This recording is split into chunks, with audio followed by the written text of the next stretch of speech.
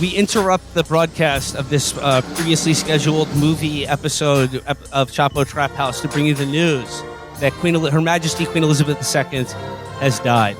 Long live King Charles III. I know this is going to be a rough day for our British listeners or everyone who follows the show in the UK. We are going to continue with the movie episode as planned. We're going to leave you some time to sort of mourn the loss of your sovereign and just sort of take on what this all means.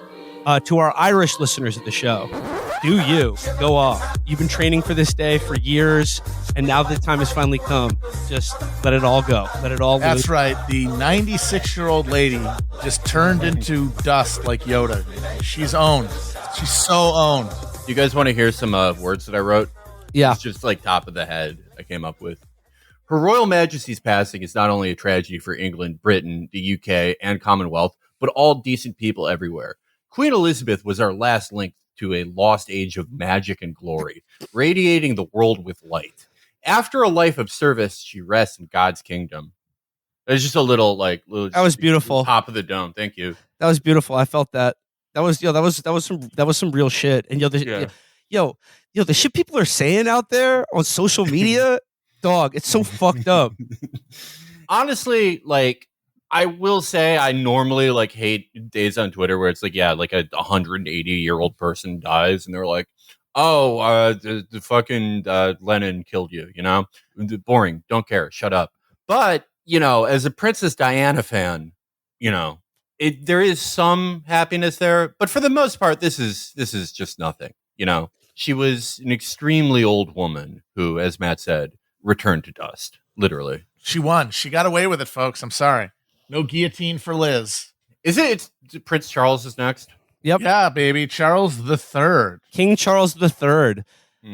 Let's hope it ends up similar to how Charles II, how his reign ended. Was he the one who got his head chopped off? Having a lot of bastard kids? Is it Charles I? Charles I. Yeah, okay. I will say that Andrew Sullivan post was kind of made this all worth it. That was awesome. He had tears in his eyes from the bloody masterclass of the reign of the sovereign monarch, Queen Elizabeth II.